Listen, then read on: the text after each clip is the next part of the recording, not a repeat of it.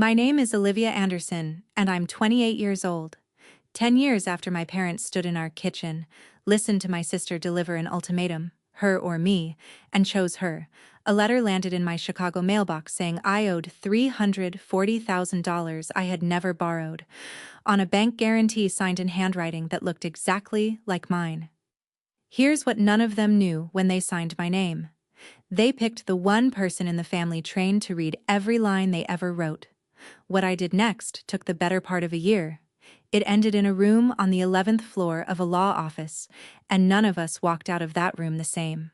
Welcome back to Calm Drama Stories, where quiet people finally tell the stories their families hoped they would keep to themselves.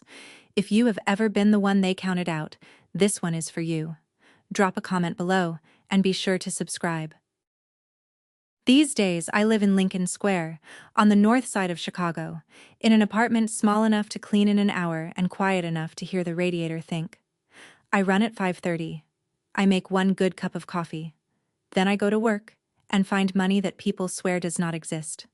I'm a forensic accountant. I audit liars for a living. I just never expected to open a file on my own family. The letter came on a Tuesday, in a plain envelope from First Meridian Community Bank of Marion Falls, Ohio. Notice of default. Demand upon guarantor. It said I had personally guaranteed business loans for Anderson Comfort Heating and Air. It said the loans were in default. It said the bank expected payment of $340,000, and it gave me 30 days to respond. Attached was a copy of the guarantee.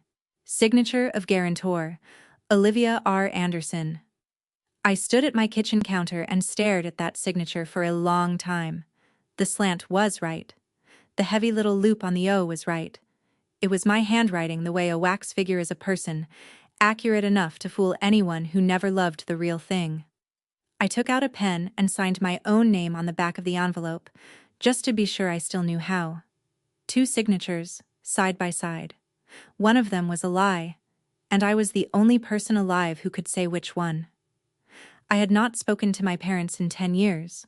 I had not seen my sister since the night she pulled the pin on our family. So let me take you back there. June of 2016, a yellow kitchen in Marion Falls. Because that is where every line of this letter was really written.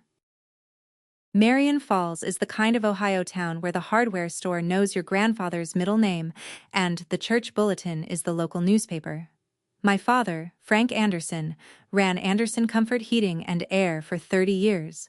His name was on a banner at the church softball field, on the back of Little League jerseys, on half the furnace stickers in the county.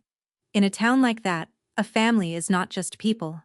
A family is a storefront, and everyone can see your display window. My sister Madison was the display window. 4 years older than me, homecoming queen, pageant sash in the closet, a laugh that made cashiers give her free things. Her photos climbed the staircase wall in matching frames, one for every triumph. I was the other one, the sturdy one. Straight A report cards that got a nod at dinner and never made it to the wall.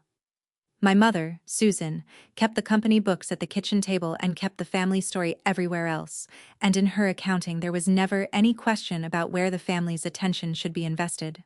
I don't say that with self-pity. I say it the way I'd describe any system I've audited. Money flows where the owners believe the return is, and so does everything else. Madison got the car, the boutique dream, the benefit of every doubt. I got told I was lucky to be so capable. For a long time I mistook that for a compliment. There was one person in Marion Falls whose accounting worked differently, and that was my grandmother Ruth. When she died, 2 years before that yellow kitchen night, she left each of her granddaughters one thing. What she left me is the reason I got thrown away. My grandmother Ruth lived 4 blocks over, in a house that smelled like cinnamon and furnace oil, and her kitchen was the only room in the world where I never felt like an expense. She kept her recipes in a little cedar box with a brass hinge, and she'd let me copy them out while she quizzed me on my multiplication tables. She was the one who noticed I liked numbers. She was the one who said it like a gift and never like a consolation prize.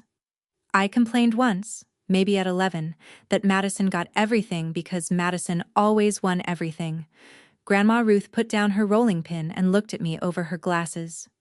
"You don't earn a seat at my table, child," she said. "You just sit." I didn't understand that sentence for another 17 years. What she left me was money for school.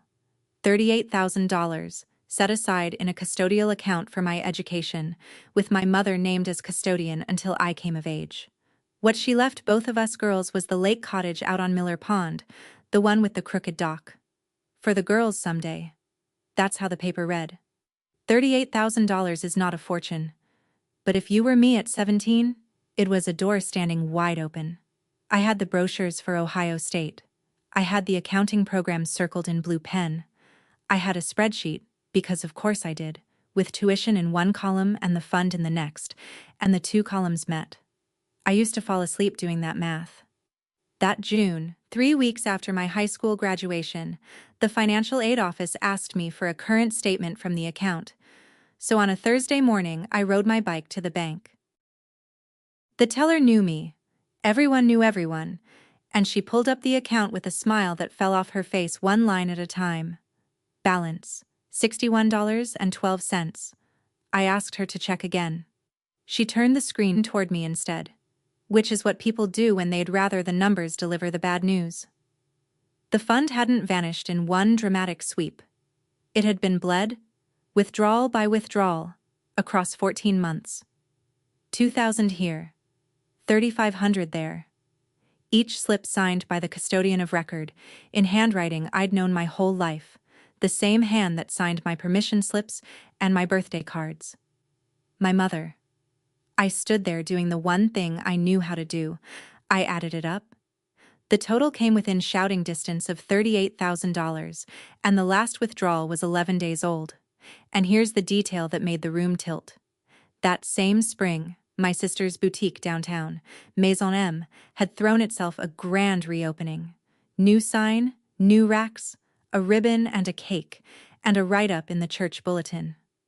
My parents had beamed through all of it. Nobody had said a word about how a store that never sold anything kept being reborn. I asked the teller to print the transaction history. She did, and she slid it across the counter the way you'd hand someone a biopsy result. I folded it into my backpack, rode home past the Anderson Comfort banner at the ball field, and set the table for dinner like a girl who still lived in the family I'd woken up in. That was the last calm hour of my old life. We were 4 plates into a quiet dinner when I put the folded statement next to the mashed potatoes and smoothed it flat. I kept my voice level, which people mistake for calm, and asked my mother why Grandma Ruth's school fund had $61 in it. My mother's fork stopped in the air. My father looked at the paper the way he looked at a furnace he already knew was cracked. And Madison didn't even flinch. She dabbed her mouth with her napkin and said, "Liv, honey, don't be dramatic. Grandma's money is family money." "Family money," I repeated. She said the boutique was an investment in all of us. She said when Maison M took off, it would put the Anderson name on the map. And I could go to school anytime. Community colleges exist. I was always the practical one. I'd land on my feet. I looked at my parents and waited for one of them to say the obvious thing. Nobody said the obvious thing. My mother studied her napkin like it held instructions. My father said we'd discuss it as a family later, which was the closest he ever came to a verdict against Madison. And then I made my mistake. I said the word, stealing. The temperature in that kitchen dropped 10 degrees. Madison stood up slowly, the way she used to stand up on pageant stages, pushed her chair in like punctuation, and looked straight at our parents. "Mom and Dad, you choose," she said. "Either she leaves this house, or I do." Nobody laughed. That's the part I need you to understand. Nobody laughed. The clock over the stove ticked. My mother reached over, still not looking at me, and took hold of my father's sleeve. My father cleared his throat. And I already knew. He didn't say Madison's name. He said, "Olivia, maybe it's best you get a head start on being independent. You've always been good at that." 18 years old, 3 weeks past a graduation cap, and my father turned my report cards into an eviction notice in a single sentence. There was no screaming after that. Screaming would have meant a fight, and a fight would have meant a chance. My mother brought me 2 trash bags. The good kind, she pointed out, the thick ones, and stood in my doorway while I packed, narrating items I should leave for the house. At the door, she pressed two $20 bills into my hand, then took one of them back. "For gas," she said, "in case Carol can't keep you long." On the porch, with the June bugs throwing themselves at the light, I asked my father the only question I had left. "Why her? Every time?" He looked at me. And I'll give him this. He didn't look away. And he said, "We put everything where the return was." Then the storm door clicked shut, and the porch light went off while I was still standing under it, which told me my mother was at the switch. From the upstairs window, my sister watched me drag my life to the curb in 2 trash bags. When I looked up, she pulled the curtain. Not slammed. Pulled, gently, the way you close a display case. I walked 1.5 miles to my Aunt Carol's house and slept that night on her plaid couch, under a crocheted blanket that smelled like cigarettes and kindness. I was out, empty-handed, like the fund. And in the 10 years that followed, not one of them ever came looking for me. Though it would turn out, they'd never actually let me go. Here is what I did with my decade, since nobody from Marion Falls ever asked. 2 months on Carol's couch, then a room above a laundromat that shook when the dryers hit spin cycle. I washed dishes, then waited tables at a diner off the interstate where the truckers tipped better than the churchgoers. I enrolled at the community college and took my classes at night. Accounting, naturally, because numbers had already proven they were the only things in my life that wouldn't lie to me. I transferred on scholarship. I finished my degree with a GPA I told no one about, out of old habit. I sat for the last section of the CPA exam in Chicago on May 12, 2021. And I remember the date the way other women remember weddings, because you remember the days you build yourself out of. After that came the fraud examiner certification, then a junior seat at a Chicago consulting firm under a partner named Daniel Webb, who read my resume, looked up, and said, "So who taught you to work like this?" "Nobody," I said, which was the truest job interview answer ever given. And through all of it, I kept a habit I'm not proud of. Every diploma, every license, every promotion. Some part of me was still mailing it to Marion Falls in my head, still making deposits into an account I hoped my family was secretly keeping. A Christmas card arrived from my mother in 2019, addressed in that familiar hand, 4 lines about the weather. I read it 11 times and did not answer it, and I counted that restraint as healing.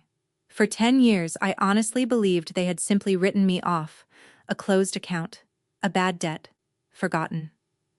The letter on my kitchen counter said something worse. They had been using my name the whole time. I did what I do at work when a client swears there's been a mistake. I verified. I called First Meridian the next morning, gave the reference number, and asked the servicing officer to walk me through everything with my name on it. There wasn't one loan. There were 3. All originated in 2021, all for Anderson Comfort Heating and Air, stacked one on top of another like sandbags against a flood. And the biggest one carried a federal small business backing, which meant paperwork, which meant sworn statements, which meant this was so much bigger than an awkward family phone call.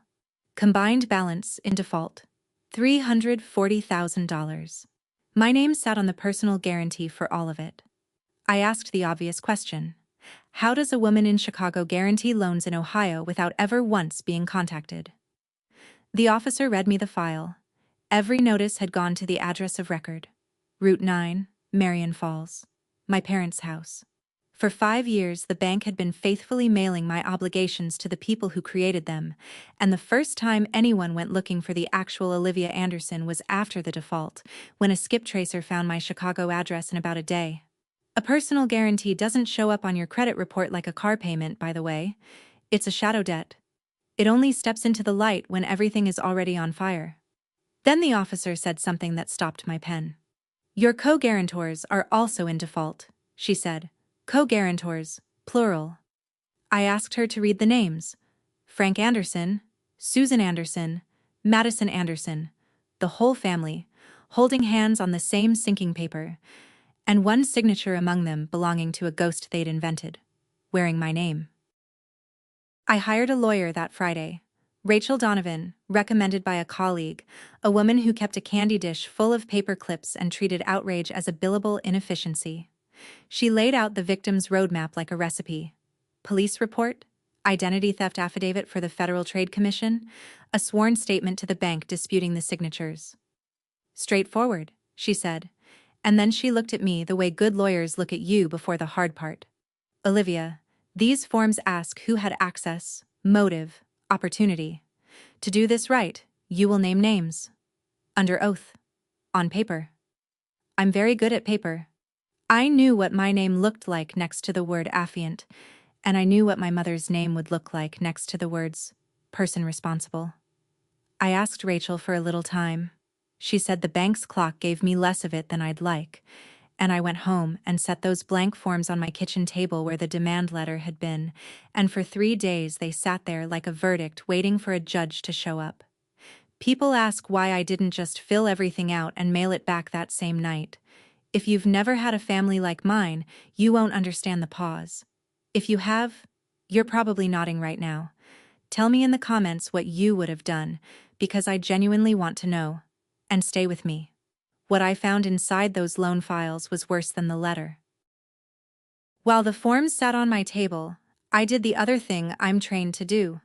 I pulled every public record with the Anderson name on it, the same way I would for any engagement, except this time, every document had a memory attached. The picture assembled itself fast, and it was ugly. Supplier liens against Anderson Comfort going back 4 years. A judgment from a parts distributor in Columbus. My parents' house on Route 9 refinanced twice in 6 years, the second time nearly to the studs.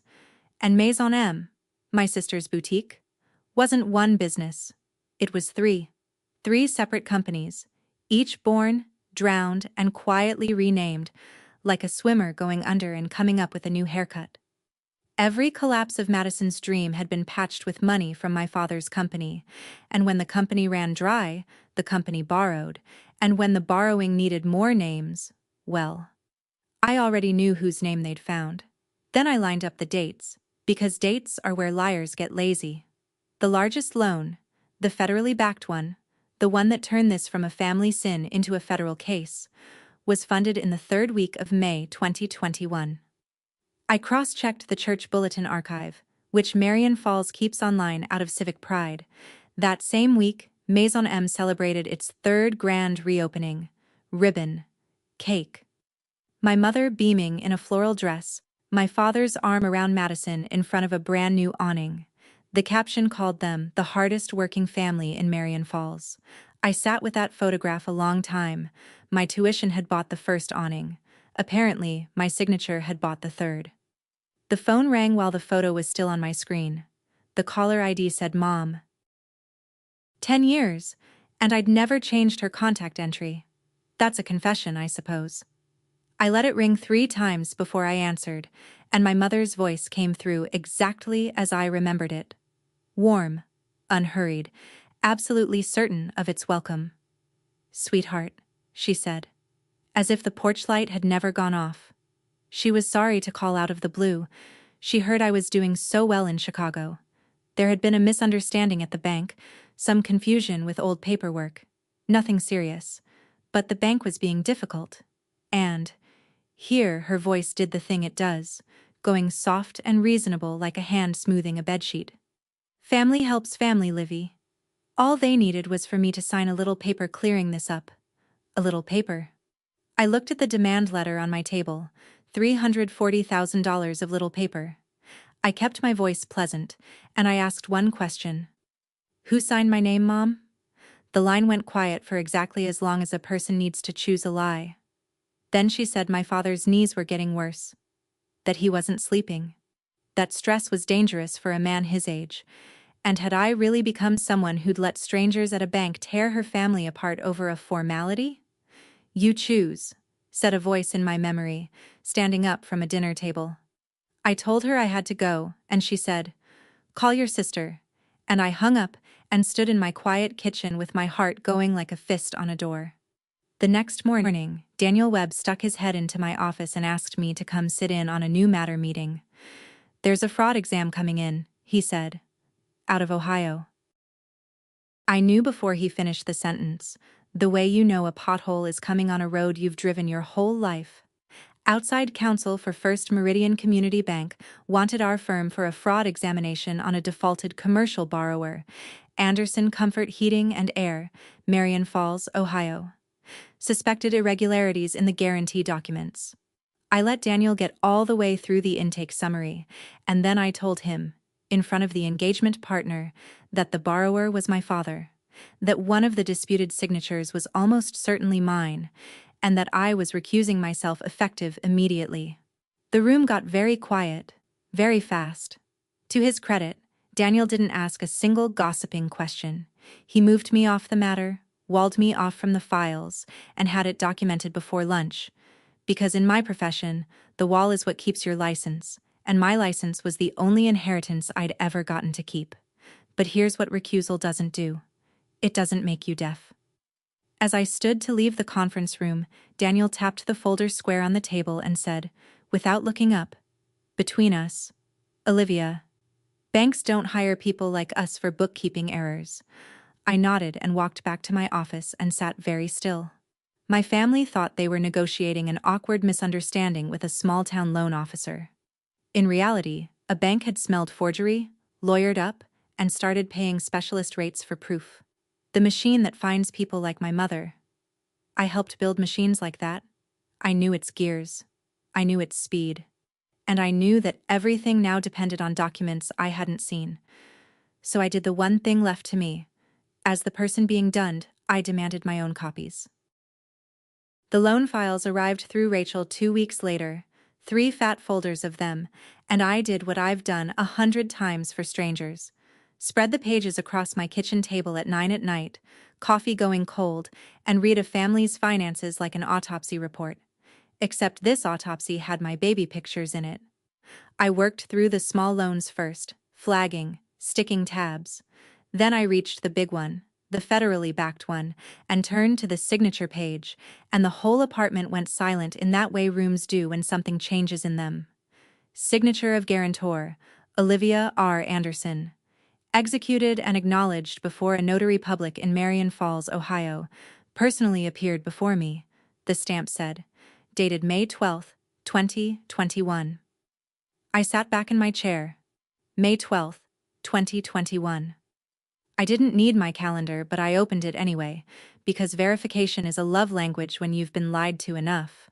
There it was, in my own 5-year-old handwriting. CPA exam, final section, 8 a.m., downtown Chicago Testing Center. 300 miles from Marion Falls. A check-in photograph, a palm scan, a seat number, a completion printout with a timestamp, buried in the folder where I keep the documents that prove I exist. On the single most documented morning of my entire life, the morning I finished becoming the woman they'd bet against, someone stood in front of a notary in Ohio, held a pen the way I hold a pen, and swore to be me. I printed the exam confirmation, laid it beside the signature page, and clipped them together, and something in my chest went cold and precise, like a lock finding its key. Whoever did this hadn't just borrowed my name. They had borrowed the one day of my life where I could prove, to the minute, exactly where I was. Then I turned to the collateral schedule, read the property list, and stopped breathing for a second. Lakefront parcel. Miller Pond. Grandma Ruth's cottage was in these files too. I drove to Ohio on a Friday, 5 hours of interstate with my questions lined up like mile markers, and checked into a motel out by the highway exit because I wasn't going to sleep under that roof, and we all knew it. The house on Route 9 looked smaller than my memory of it, the way all haunted houses do in daylight. My mother opened the door before I knocked. She'd been watching the window, and for one disorienting second she hugged me, and she smelled like the same lotion, and my body betrayed me by remembering it. Inside, they'd staged it like a holiday. Coffee cake on the good plate. Grandma Ruth's chair still in its corner, like a witness. My parents performed 20 minutes of small talk about my career with the wide-eyed pride of people describing a stranger's daughter, and then my father set down his fork and got to it. This bank business, he said, was a mess of formalities. Signatures, honey. That's just how family companies run. Your mother's handled everyone's paperwork for 30 years. I've signed for my brother. It's what you do. The bank just needs you to confirm it's fine, my mother said, sliding the words in smooth as a butter knife. Confirm it's fine? I asked. Fine like Grandma's school fund was fine. And watched my father's jaw set while my mother refilled coffee nobody wanted. Neither of them said Madison's name. They didn't have to. On the refrigerator, pinned under a magnet shaped like a lighthouse, was a glossy card. Mason M. Grand reopening. New location. New logo. Number 4, if anyone was counting, and I am always counting. 10 years, $340,000, one federal investigation, and the machine that ate my future was still open for business. Before I left, my father waved me out to the garage, which is where the men of Marion Falls hold their sacraments. He was wiping down a socket set that was already clean, the way he did when a customer owed him money he wasn't going to see. For a while he talked about the business, thin margins, big box competitors, 2 warm winters in a row, boys who don't want to learn a trade. It had the shape of an apology and none of the ingredients. Then he said the thing he'd probably rehearsed. A family is like a company, Olivia. You've got limited fuel and one engine that has to carry everybody, and you feed the engine first. That's not favorites. That's management. Back in 2016, he said, you could already stand on your own. Your sister couldn't. And then, softer, almost proud of the arithmetic, he said it again. The sentence that had been ringing in my skull for a decade. We put everything where the return was. I looked at this man. 63 years old, arthritis in both knees, a company bleeding out behind him, and a daughter he'd mailed into debt without blinking. And I understood something that made it worse. Not better. He wasn't lying. He believed this was love. Run efficiently. In his ledger, exiling me was a sound decision that had, look at her now, even paid off. I asked him quietly whether the engine had ever once carried me. He frowned, genuinely puzzled, and said, your mother handled the paperwork side. Right there, filed under paperwork, was my whole life in that family. I said goodnight, drove back to the motel and sat in the parking lot for a while, watching the vacancy sign blink. One conversation left. The next morning I went to see the engine herself. Maison M, 4th incarnation, occupied the end unit of a strip mall between a nail salon and a tax preparer, which, as commercial metaphors go, was almost too on the nose. Inside, it was beautiful the way a showroom is beautiful. Perfect lighting, thin inventory, no customers. Madison came around the counter with both arms out, cried Livy like we'd parted at a slumber party, and hugged me before I could arrange my body into an answer. She gave me the tour. She used phrases like curated retail experience and brand ecosystem. 10 years had polished her patter and hollowed her eyes, and up close, my dazzling sister looked like a woman running downhill in front of an avalanche and calling it a fitness plan. Then she poured us tea and got to it, and I'll say this for Madison. She didn't bother pretending the signatures were real. That's the difference between her and our parents. She skipped the formalities and misunderstanding script entirely. Liv, be honest, she said. You're doing well. You've got no husband, no kids, no family depending on you. For us, this is survival. For you, it's a Tuesday. Sign the paper and everybody gets to keep their lives. I asked her if she'd ever thought about what Grandma's money was supposed to be. She stirred her tea and said, and I quote, that money kept this family's name alive when the store needed it. And look at you. You made something of yourself anyway. See? It worked out for everyone. She said it gently, kindly even. Like a fund manager explaining a reallocation to a client too small to matter. I drove back to the motel with my hands very steady on the wheel and found an envelope wedged in my room door. There is exactly one motel in Marion Falls and everyone knows it. My name on it, in Madison's handwriting. The note said one line, Pancake House on Route 12, tomorrow, 7 a.m., just us. So at 7 in the morning, I sat across from my sister in a vinyl booth out past the county line, and for the first time in my life, I saw Madison without the display lighting. No makeup. Hair in a clip. Hands around her coffee like it was the last warm thing in Ohio. She talked for a while, quietly, and none of it was patter. "Do you know what it's like?" she said. "To be the whole plan? You were allowed to be smart. I was required to be magic. Every dollar they ever moved toward me, they read out loud at dinner like a stock report. I was the investment, Liv. I was never allowed to fail. I woke up at 22 already behind schedule. For one long minute, in a booth that smelled like syrup and burnt coffee, I looked at the person Marion Falls built and felt the ground I'd stood on for 10 years tilt a few degrees. She wasn't the machine. She was its first product, and its most expensive one, and some part of her knew it. You could see the knowing move behind her eyes like a fish under ice. I almost reached across the table. Then she set down the coffee cup, and the saleswoman came back up through her spine like a tide coming in. "That's why it has to be you," she said. "The affidavit, the bank, all of it. Let it be a mix-up. Sign the ratification. You're the only one strong enough to carry this. You always were." There it was. Even her confession had a payment plan attached. I put $5 on the table for my untouched coffee, and I told my sister I'd see her soon. I meant it more than she knew. The official version of the offer was waiting in my mailbox in Chicago a week later, on the letterhead of a firm out of Columbus, and it was a masterpiece of the genre. Enclosed, a draft ratification and consent, whereby I would affirm that in 2021 I had authorized the execution of the guarantees on my behalf. Family formality, notarized and laundered into law. And then, in the cover letter, the sweetener, phrased with a lawyer's plausible tenderness. My parents deeply regretted the estrangement. They hoped this resolution would open a path to reconciliation. I was warmly invited to join the family for Thanksgiving, and my parents intended to update their estate plans to reflect my place in the family. My place in the family. 10 years of Christmases alone will teach you exactly what a sentence like that weighs. I want to be honest with you, because this is the part nobody admits out loud. I printed that ratification, set it on my kitchen table, and put a pen on top of it. I sat there most of an hour. The pen didn't move, but I won't pretend my hand never wanted it to. Home is home, even when home has your forged name in its filing cabinet, even when the invitation arrives stapled to a felony. If you've ever held a door in one hand and your self-respect in the other, tell me in the comments which one you set down first.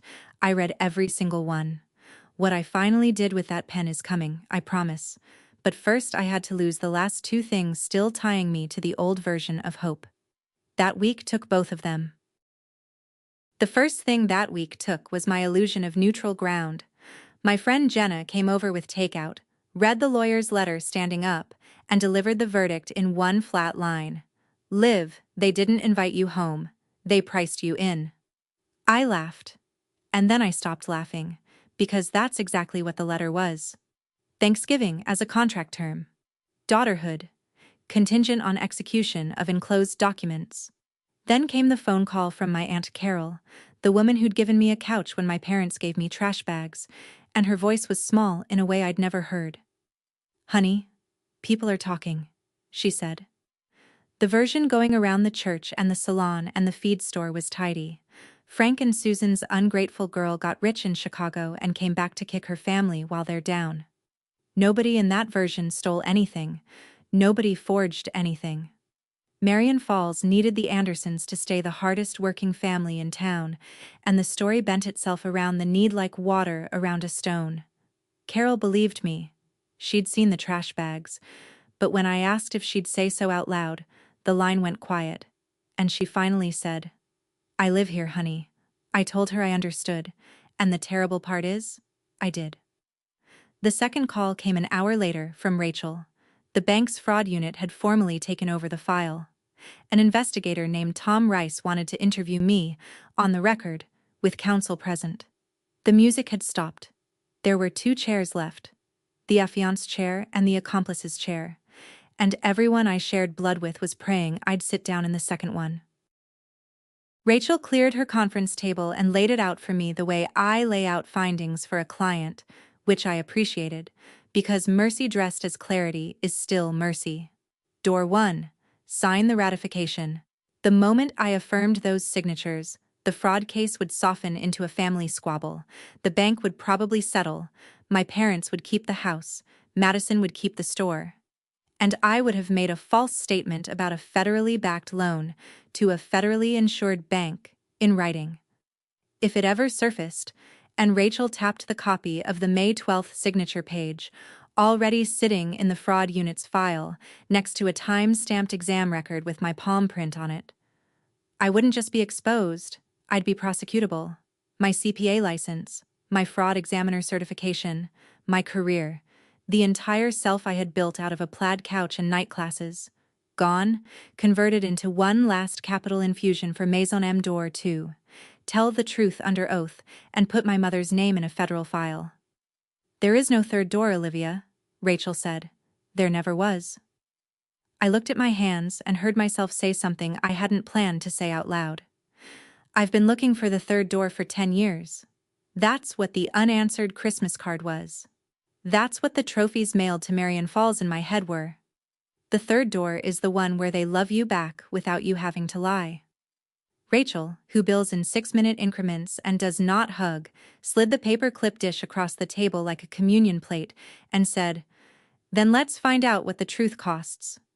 First, she said, we finished the forensics. There was one signature left to trace, and one piece of Grandma Ruth still unaccounted for. It took a subpoena and the better part of a summer, but the notary's journal finally came in, and the county's copy of the deed records came with it. And on a gray Thursday, I finally read the whole machine, gear by gear. The notary was Gary Pruitt, my father's poker buddy, the man who'd notarized half of Marion Falls from a desk at the insurance agency. His journal swore that Olivia R. Anderson personally appeared before him on May 12, 2021. His journal was a work of fiction, but journals tell you who was willing, not who held the pen, so Rachel's document examiner did the old, patient work. Comparison exemplars, pressure patterns, the little tremor where a forger slows down to be careful on the capital A. Then she laid the guarantee beside the 14-month bleed of withdrawal slips from a custodial account in 2015 and 2016, and the conclusion wrote itself. The hand that signed me onto $340,000 of debt was the hand that had emptied my college fund, the hand that signed my permission slips, the hand that wrote 4 lines about the weather in 2019. My mother. Paperwork side indeed, and the deed records held the last gear. In 2019, a quitclaim deed had moved my half-interest in the Miller Pond cottage, Grandma Ruth's for the girls, someday, over to my parents, so the cottage could be pledged as collateral. The signature surrendering my share was mine, notarized by Gary Pruitt, dated a Tuesday in October when I was a scholarship senior 300 miles away, sitting in an evening auditing class. They hadn't only taken the future Ruth left me, they'd gone back for the someday. My mother didn't just choose my sister that night on the porch. She had been signing me away, 1 page at a time, for years. 2 days before my interview with the fraud unit, Madison texted me for the first time in 10 years. "Dad's in the hospital. Chest pains. They're keeping him overnight. Come. I'd love to tell you I saw the timing for what it was and stayed home." I got in the car. 5 hours later, I was standing in a cardiac ward hallway in Ohio, watching monitors blink through an open door, close enough to hear my parents talking when they thought they were alone. The doctors had said observation, a stress test in the morning, no blockage found yet. Frightening, survivable, ordinary. My father's voice was tired, but it wasn't weak, and what it was saying stopped me with my hand already raised to knock. "She owes us, Sue. We raised her. Roof, food, 18 years. 1 signature. She owes this family that much." My mother murmured something soothing I couldn't make out, and my father said it again, slower, like a man totaling an invoice. "She owes us." I stood in that hallway in my coat, holding a box of bakery cookies, and I finally heard it plain. On a heart monitor, at 70 nothing beats a minute, I was still a receivable. I left the cookies at the nurse's station with his room number on a sticky note, and I drove back to Chicago through the dark. Somewhere around Gary, Indiana, I stopped hoping. It felt like taking off wet clothes. Monday morning, in Rachel's conference room, I signed my name to the truth, and I want to tell you exactly what that looked like. Because it is the least cinematic thing in the world, and it changed everything. A police report, a federal identity theft affidavit, a sworn declaration for the bank, and on each one, a box that asked who did this, where I typed. In order, the three names I'd been protecting with my silence. Susan Anderson, Frank Anderson, Madison Anderson. Every name felt like a door clicking shut somewhere down a long hallway. Stapled behind the declaration went the exhibits. The May 12th signature page, the exam center's time-stamped confirmation, Gary Pruitt's fictional journal entry, the quitclaim from a Tuesday I could account for in 6-minute billing increments. Then Tom Rice came in with a legal pad and 3 hours of careful questions, and I gave him careful answers. Exact, complete, and without one drop of extra vinegar, because I've watched bitterness ruin more good witnesses than perjury. When it was over, Rachel walked me to the elevator and said the thing she was ethically required to say. Olivia, once this goes into the system, you cannot unname them. Recanting a sworn statement is its own crime. I understand it's your family. I pressed the button and heard myself answer in a voice that sounded, for the first time, like Grandma Ruth's. I know what a signature means. I'm the only one in my family who does. 3 weeks later, a letter arrived inviting all parties to a mediation session in Columbus. The bank, its counsel, its investigator, my parents, my sister, and me. Everyone in one room, 10 years late. The mediation was set for a law office on the 11th floor of a glass building in Columbus, in a room with a table long enough to seat a jury and a view of the river that no one looked at. Someone had put out water pitchers and, on a side table, a box of tissues, which told me the room had seen this kind of file before. The bank's side arrived first. 2 lawyers with matching briefcases and Tom Rice, who nodded at me like a colleague, which in a strange way, we now were. Rachel sat on my right and arranged her folders in the order a surgeon arranges instruments. Then the door opened and my family came in, and 10 years of imagination had not prepared me for the actual arithmetic of time. My father moved like his knees were negotiating each step. My mother had gone gray at the temples and small in the shoulders, and her eyes found me instantly, the way they used to find me across a church picnic when I'd wandered. Madison wore the full armor, blowout, blazer, the smile. But the smile was load-bearing now. Their lawyer settled them at the far end like a man herding weather. The mediator, a retired judge with a voice like a porch swing, laid out the geography. The bank was open to discussing a civil resolution of the defaulted loans.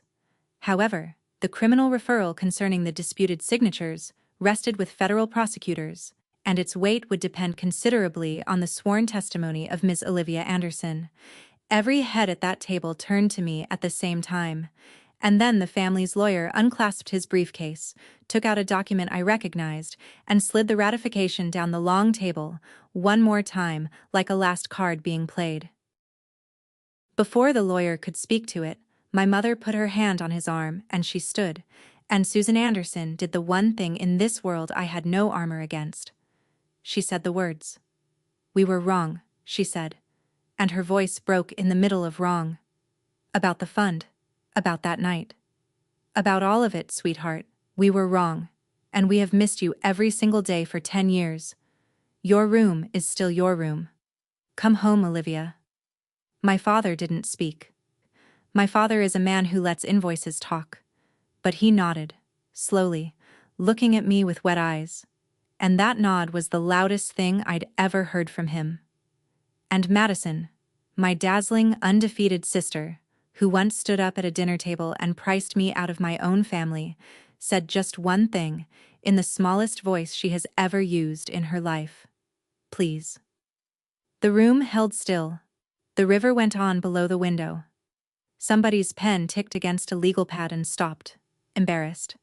And here is my confession, with the tissues in reach and my family's faces doing things I had waited a decade to see. Some 18-year-old girl inside me, standing on a porch with 2 trash bags, whispered, "This is it. This is the door. All you have to do is sign." They had finally said the words. I had waited 10 years for exactly these words, and the words had a price sheet. The invitation home had arrived in the same folder as the ratification, carried by the same lawyer, contingent on the same signature. I looked down the long table at the paper. Then I pulled it toward me, and I picked up the pen, and I heard my mother exhale in relief. I set the pen down beside the ratification. Beside it, not on it. And instead, I opened my own folder and took out 2 pages and laid them side by side where everyone could see. The guarantee with my name sworn before a notary in Marion Falls on May 12, 2021, and the testing center record placing me in downtown Chicago that same morning, palm print, seat number, time stamp. Then I spoke, and I kept my voice low, because a career spent in rooms like this has taught me that the quietest person holds the gavel. 10 years ago, I said, somebody in this family stood in our kitchen and said, "You choose. Either she leaves this house, or I do. You chose. I've lived inside your choice for 10 years, and I made a life there, and it's a good life. So today, this one is mine. This time, I choose." My mother's hand came up to her mouth. Madison stood so fast her chair skidded on the carpet, saying my name, saying, "Be reasonable." Her voice climbing registers, and my father barked Olivia like I was 16 and out past curfew, and I did not raise my voice at all. I told the mediator my affidavit stands, every word. I told the bank's counsel they would have my full cooperation, and the prosecutors too, whenever they called. And I told the lawyer, whose pen had gone very still over his legal pad, that I would not be signing his document, today or ever. Then I looked at my family, all 3 of them, and gave them the only inheritance speech I will ever make.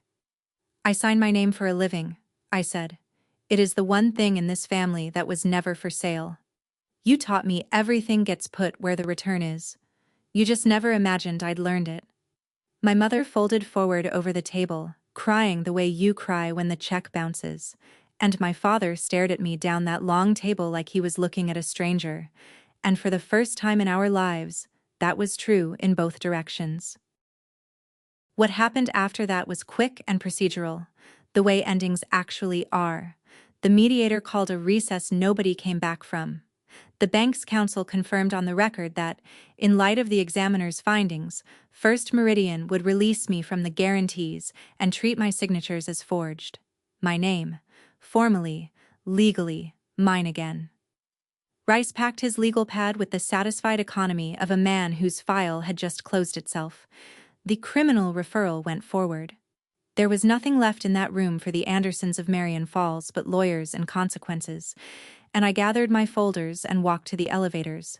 And that's where Madison caught me. No blowout could survive that morning. She had cried through the armor. She didn't pitch. There was finally nothing left to sell. She looked at me with our grandmother's cheekbones and our mother's eyes and said, "You've killed us, you know that? You've killed this family." And I want you to hear exactly how I answered, because it took me 10 years and $340,000 to be able to say it in a level voice.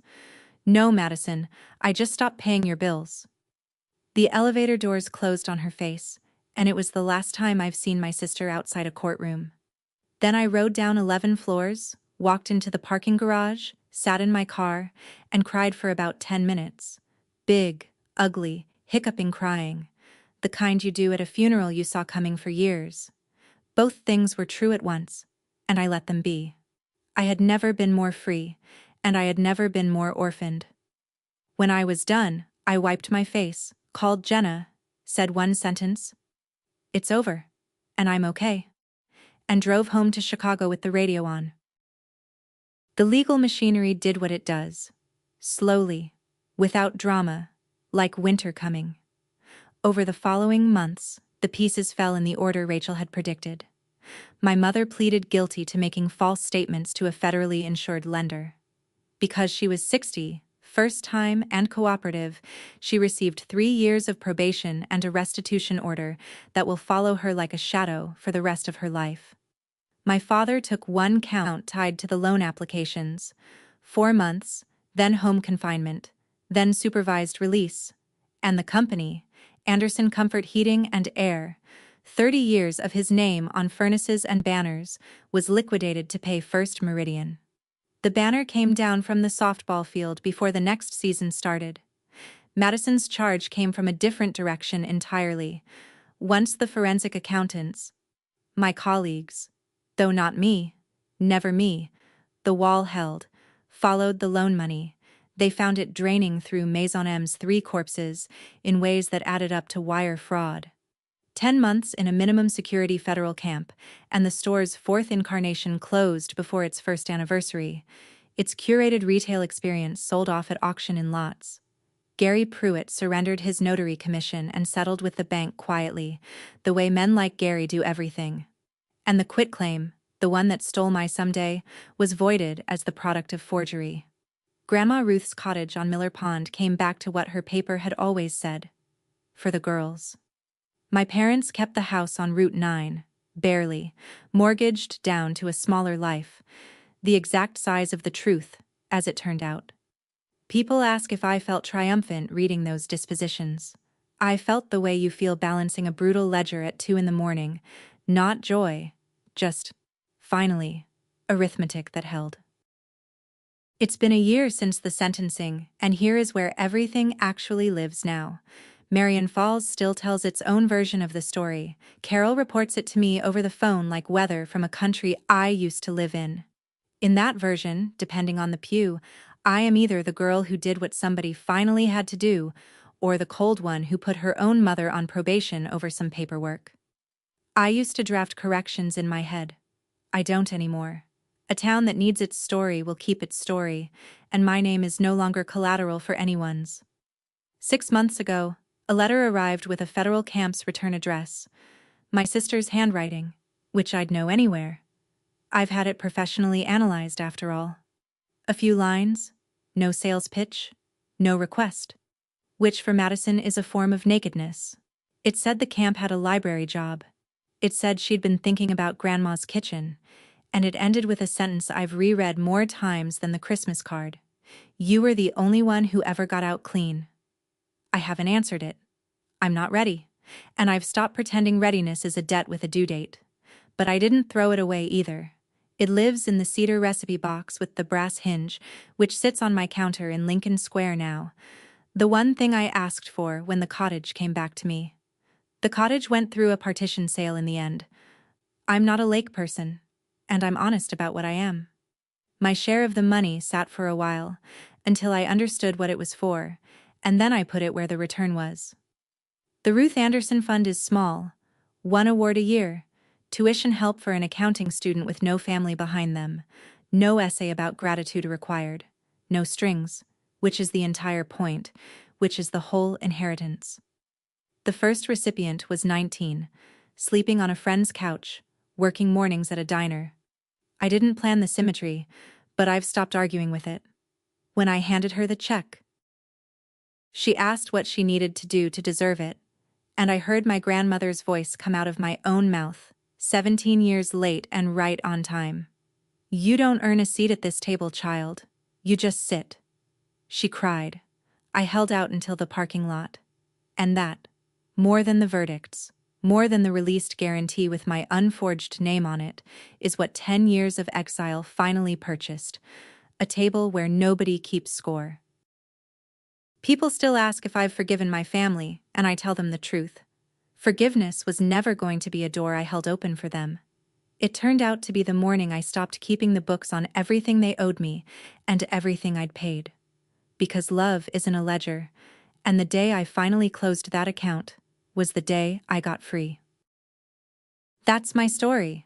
One stolen fund, one forged signature, one choice they never saw coming.